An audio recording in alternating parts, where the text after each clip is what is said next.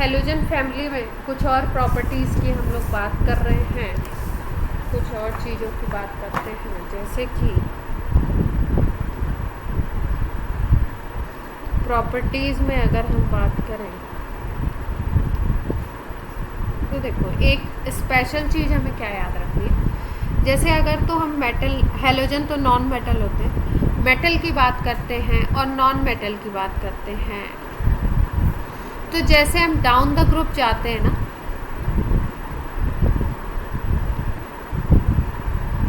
तो मेटल की जो रिएक्टिविटी होती है वो इंक्रीज करती है।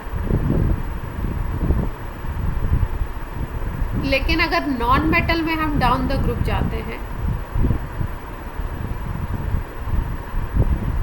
तो इसकी जो रिएक्टिविटी होती है वो डिक्रीज करती है।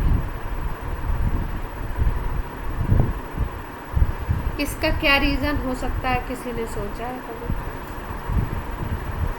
कि भाई मेटल में तो डाउन द ग्रुप जाओ तो रिएक्टिविटी इंक्रीज कर रही है और नॉन मेटल में अगर डाउन द ग्रुप जा रहे हैं तो रिएक्टिविटी डिक्रीज कर रही है, ऐसा क्यों होता है? इम्पॉर्टेंट कॉन्सेप्ट है ये, कोई बताना चाहिए? हाँ, अगर हम डाउन द ग्रुप जाते हैं मेटल्स के केस में तो आपको पता है साइज़ इंक्रीज करता है और साइज़ इंक्रीज करेगा तो इलेक्ट्रॉन लूजिंग टेंडेंसी इंक्रीज करेगी। इलेक्ट्रॉन लूज़ करना इजी होगा। और मेटल्स की रिएक्टिविटी होती क्यों है, इसका रीज़न क्या है? क्योंकि मेटल्स क्या करते हैं, जल्दी से इलेक्ट्रॉन लूज़ कर देते हैं। इलेक्ट्रॉन लूज़ करने की टेंडेंसी की वजह से ही तो इनकी रिएक्टिविटी होती है, ये रिएक्ट करते हैं। तो इलेक्ट्रॉन लूजिंग टेंडेंसी अगर किसी तरफ जाने पे इंक्रीज़ कर रही है, इसका मतलब उसका रिएक्टिविटी भी इंक्रीज़ करेगा। ठीक है। और नॉन मेटल के केस में यही चीज़ अपोजिट हो जाती है। जब तुम डाउन द ग्रुप जाते हो नॉन मेटल में, तो नॉन मेटल में क्या होता है? नॉन मेटल की अगर बात करो तो इलेक्ट्रॉन गेन टेंडेंसी डिक्रीज़ करेगा। क्यों डिक्रीज़ करेगा भाई? साइज़ इंक्रीज़ कर रहा है। साइज़ इंक्रीज़ करता है तो भाई साइज़ बड़ा होता जा रहा है, तो अब जो आपका न्यूक्लियस का पुल है, आउटर इलेक्ट्रॉन, जिस इलेक्ट्रॉन को गेन करना है उसके लिए आपका न्यूक्लियस का जो पुल है, जो पावर है, जो फोर्स है, वो कम होता जाएगा। भाई साइज़ बड़ा करते जा रहे हो आप डाउन द ग्रुप में, तो इलेक्ट्रॉन गेनिंग टेंडेंसी और रिसीविंग टेंडेंसी कम होती जाएगी।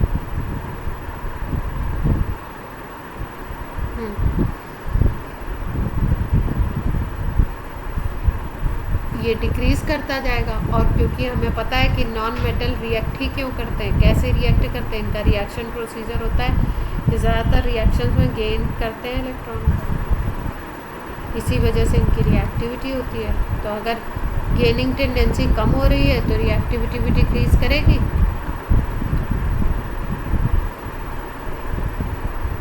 क्लियर हुई ये बात? ये पॉइंट, इंक्रीज़ को आई लिख रही हूँ, डिक्रीज़ को डी। क्लियर है सबको?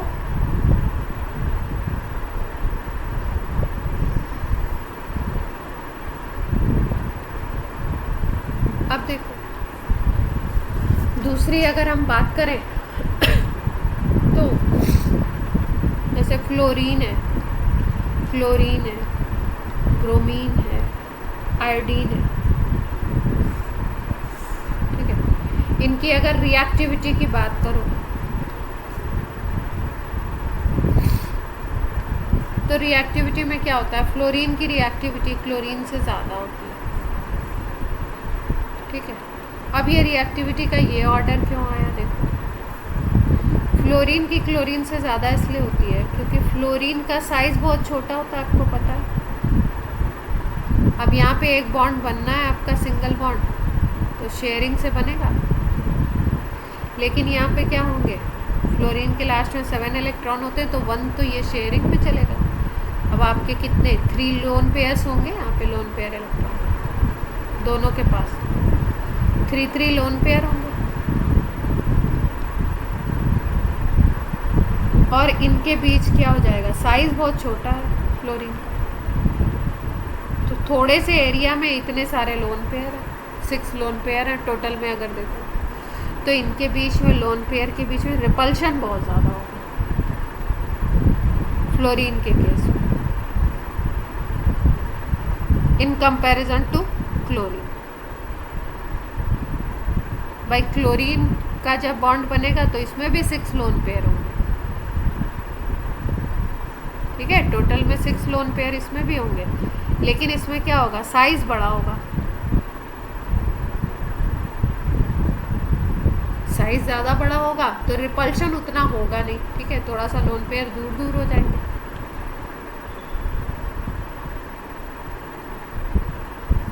फ्लोरीन के कंपैरिजन में रिपल्शन यहाँ पे क्या होगा, कम होगा, और फ्लोरीन में रिपल्शन ज़्यादा होगा। छोटे एरिया में आपने 6 लोन पेयर एडजस्ट कर दिए तो यहाँ पे रिपल्शन ज़्यादा हो जाएगा, तो रिपल्शन ज़्यादा होगा तो बॉन्ड जल्दी से ब्रेक हो जाएगा।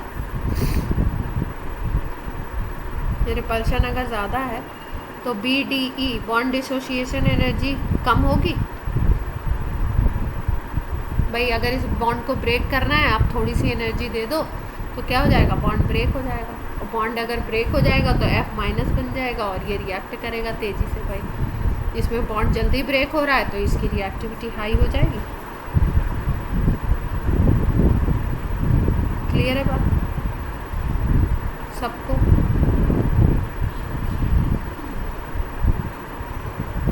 ठीक है भाई, किसी को भी रिएक्ट करना है किसी और से तो उसका बॉन्ड भी तो ब्रेक होना चाहिए। तो बॉन्ड ब्रेकिंग में जिसमें कम एनर्जी लगेगा वो ज़्यादा जल्दी रिएक्ट हो जाएगा। मान लो तुमने 10 किलो जूल पर मोल एनर्जी प्रोवाइड कराई और एक के लिए आपको 50 किलो जूल प्रोवाइड करानी है, तो जब तक आप 10 देते हो तब तक एक रिएक्ट करना स्टार्ट कर देगा, दूसरा आप 50 तक पहुँचोगे तब रिएक्ट करना स्टार्ट करेगा। क्लियर? अब देखो, अगर हम लोग बोले ऑक्सीडाइजिंग पावर,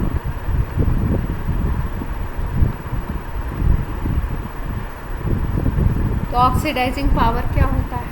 अगर मोटे मोटे टर्म्स में हम समझें कि ऑक्सीडाइजिंग एजेंट की बात हो रही है कि कौन होगा स्ट्रॉन्ग और कौन होगा वीक, ये बात की जा रही है। तो अगर आप ऑक्सीडाइजिंग पावर की बात बोलो तो ऑक्सीडाइजिंग पावर का मतलब क्या होता है कि वो दूसरे को क्या करेगा, खुद क्या होगा, रिड्यूस होगा, उसका क्या होगा, रिडक्शन होगा खुद का, और दूसरे को क्या करेगा, ऑक्सीडाइज करेगा।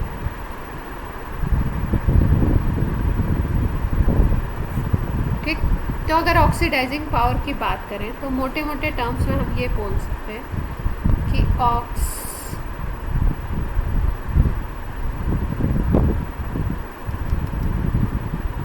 मोटे मोटे टर्म्स में हम ये बोल सकते हैं कि इलेक्ट्रॉन गेनिंग बोल दो या किसी से इलेक्ट्रॉन को बोल सकते हो ड्रैग करना, या बोल दो इलेक्ट्रॉन छीनने की टेंडेंसी।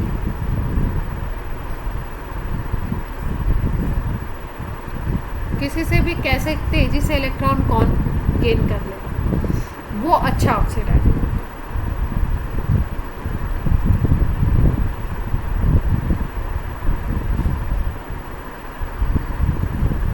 ठीक है, तो इसमें ऐसा देखा गया कि फ्लोरीन सबसे अच्छा ऑक्सीडाइजिंग एजेंट होता है।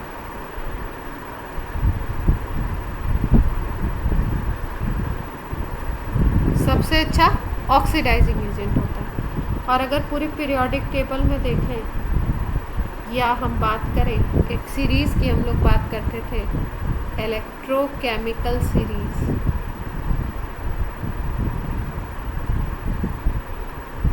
या जिसको हम एक्टिविटी सीरीज भी बोलते थे,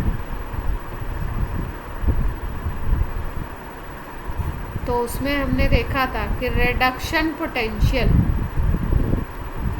अगर बात की जाए तो फ्लोरीन का सबसे ज़्यादा पॉजिटिव वैल्यू था। इसका मतलब रिडक्शन पोटेंशियल सबसे ज़्यादा हाई किसका था, क्लोरीन, जिसका रिडक्शन पोटेंशियल जितना ज़्यादा वो उतना अच्छा ऑक्सीडाइजिंग एजेंट। ये सारी बातें हमने किस चैप्टर में करी थी? इलेक्ट्रोकेमिस्ट्री में, 11th में रिडॉक्स में करा था, और यहाँ पे किस में करा है? आपका इलेक्ट्रोकेमिस्ट्री। ठीक है, तो F की अगर बात करो तो F में इलेक्ट्रॉन किसी से छीनने की जो टेंडेंसी होती है वो सबसे ज़्यादा होती है, इसीलिए ऑक्सीडाइजिंग पावर फ्लोरीन का सबसे ज़्यादा होगा, स्ट्रॉन्गेस्ट ऑक्सीडाइजिंग एजेंट होगा इसमें।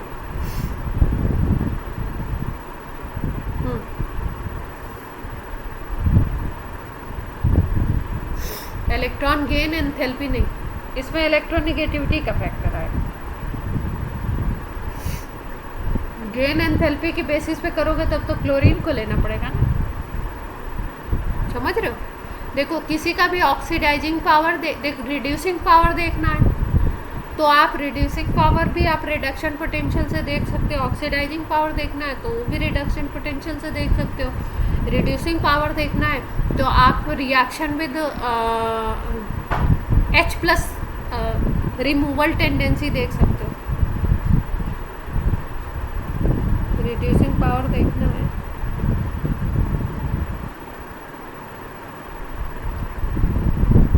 तो आप ये भी देख सकते हो कि H+ कौन जल्दी से रिलीज कर रहा है।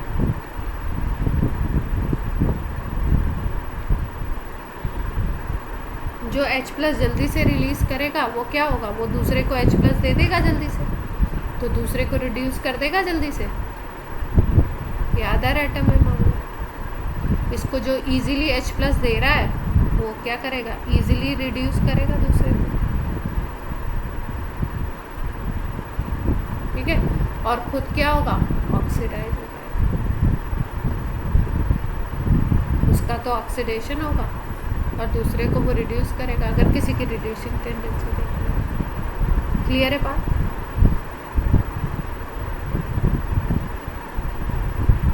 अब देखो एक और चीज़ अब बात करते हैं।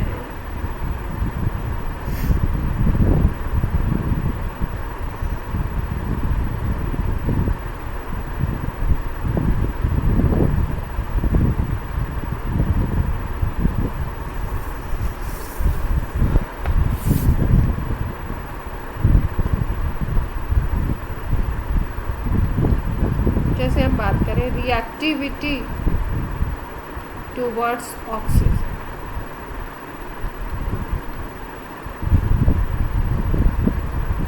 ऑक्सीजन से रिएक्ट करने की बात करें, ठीक, तो रिएक्टिविटी टूवर्ड्स ऑक्सीजन में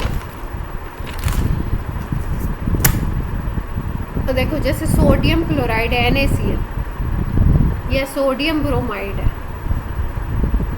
तो इनकी जो नेमिंग की गई है वो किस बेसिस पे की गई? भाई इसको हम सोडियम क्लोराइड बोलते हैं ना, क्लोराइड सोडियम क्यों नहीं बोलते?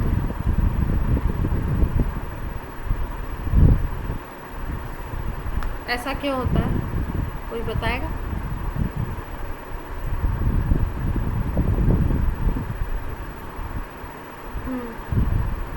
तो उससे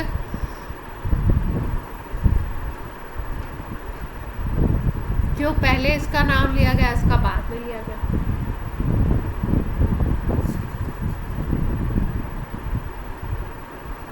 कोई बेसिस होगा इसका, है ना?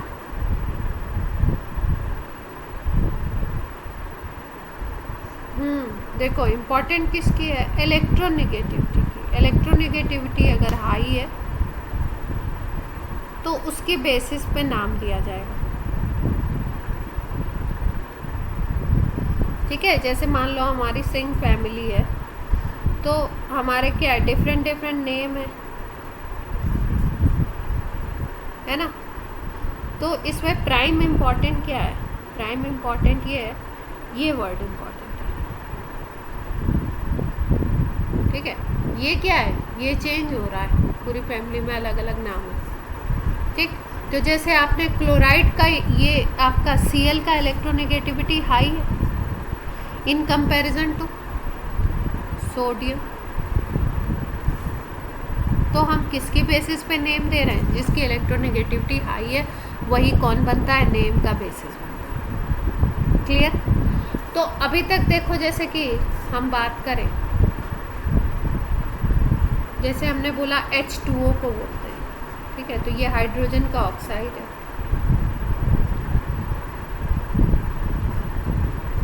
ठीक है, वाटर बोल। ठीक, तो अभी तक ऑक्सीजन के साथ जब भी कोई रिएक्ट करता है, कोई भी एलिमेंट अदर देन फ्लोरीन,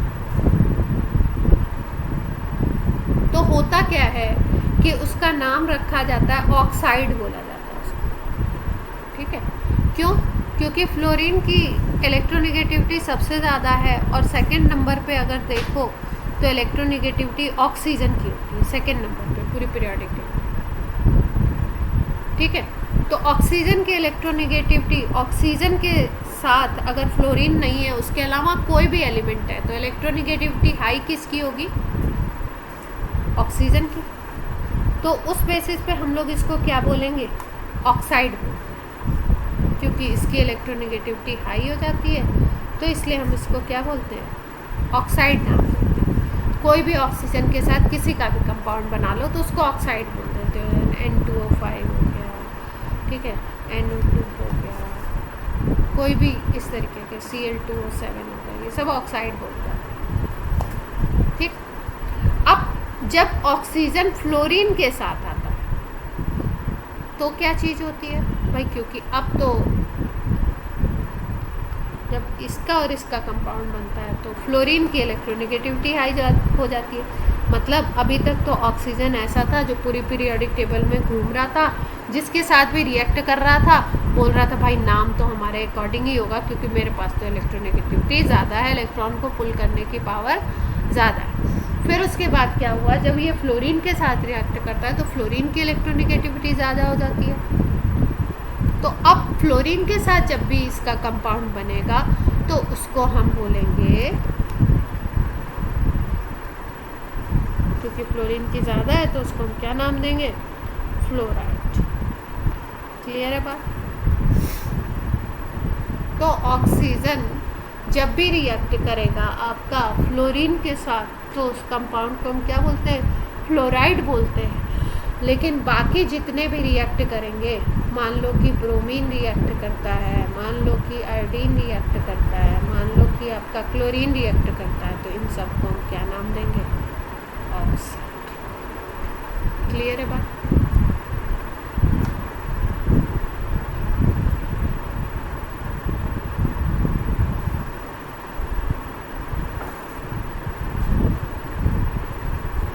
क्योंकि फ्लोरीन में क्या हो गया? स्पेशल एक कैरेक्टर आ गया, तो इसलिए भाई इनका ज़्यादा हो जाएगा। अब देखो, एक रिएक्शन है on the basis of oxidising property.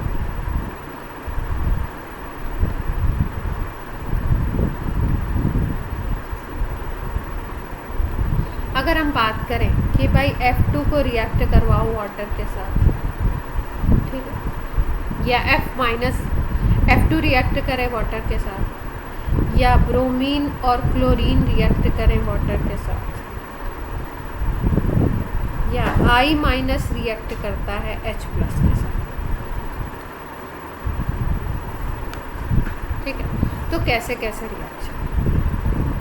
ये तीनों रिएक्शन याद रखना।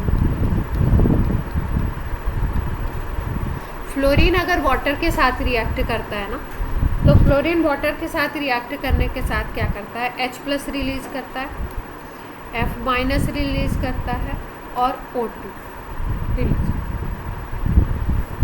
Br2 और Cl2 अगर ले लो, वाटर के साथ रिएक्ट करेगा तो ये दो तरीके के एसिड बनाएगा।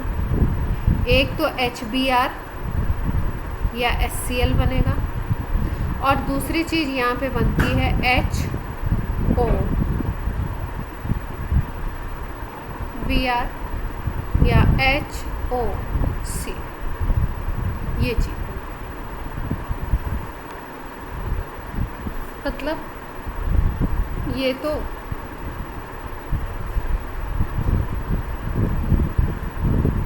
अगर पहले वाले को देखो तो पहला वाला तो बनाता है HX, मतलब ये H प्लस और F माइनस मिलके तो अल्टीमेटली यही बनाएंगे।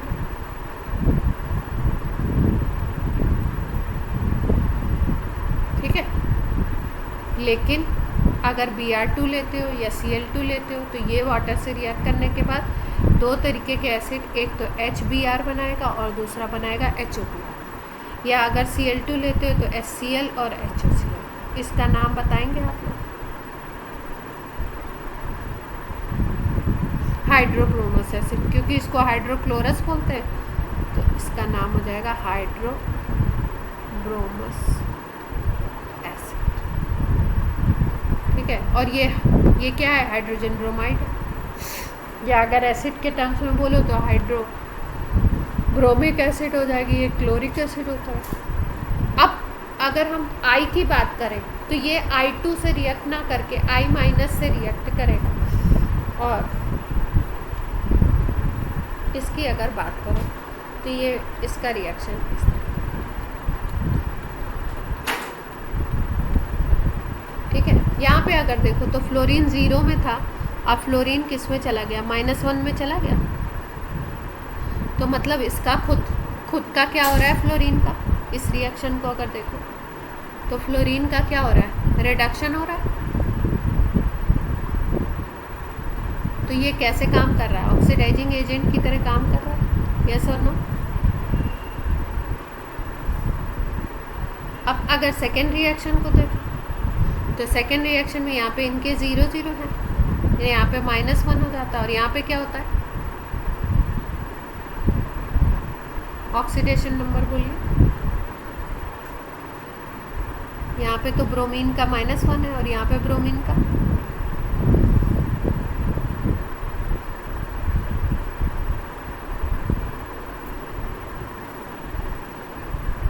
+1 आएगा। ठीक है, यहाँ पे +1 है, -1 आएगा। ये किस टाइप का रिएक्शन देखने को आपको मिल रहा है? सेकेंड वाले में 0 से कहाँ पे जा रहा है? -1 भी जा रहा है और 0 से +1 भी जा रहा है। कौन सा रिएक्शन है? एक ही सब्सटेंस का आपका रिडक्शन भी हो रहा है और उसी का ऑक्सीडेशन भी हो रहा है। कौन सा रिएक्शन? डिस्प्रपोर्शनेट।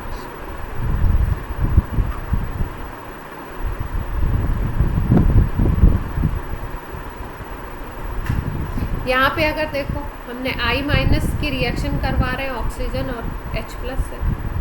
एसिडिक मीडियम में ऑक्सीजन से रिएक्ट करता है तो क्या रिएक्शन देता है? ये -1 है, यहाँ से ये किस पे कन्वर्ट हो गया? 0 में चला गया।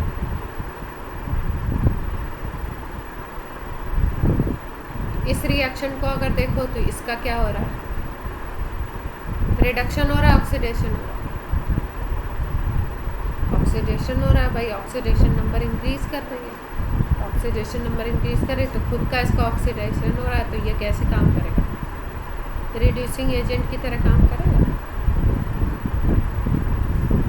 क्लियर है बात?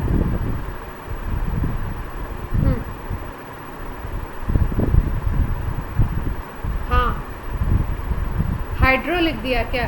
हाइपो नॉट हाइड्रो, गलती से लिख दिया, दिमाग में हाइपो चल रहा है और लिख दिया हाइपो नॉट हाइड्रो। क्लियर हुआ ये पॉइंट?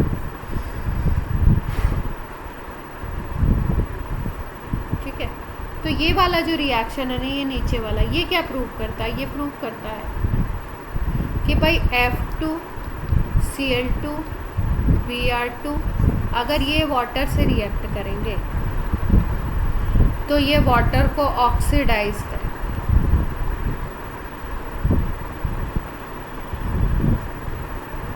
लेकिन अगर I की बात करो तो I की ऑक्सीडाइजिंग पावर इतनी ज़्यादा नहीं होती है, तो I क्या करता है? ये रिड्यूस करता है।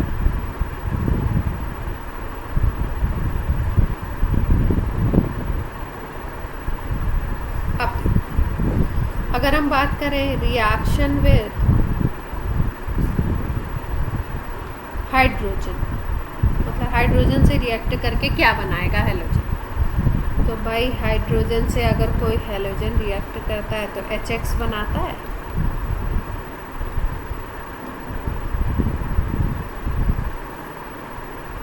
HX बनाएगा। अब HX के बारे में बात होगी। HF है, HCl है, HBr है, HI है, ये बन सकते हैं। अगर इनकी बात की जाए तो इसमें कौन कौन कैसे कैसे होते हैं।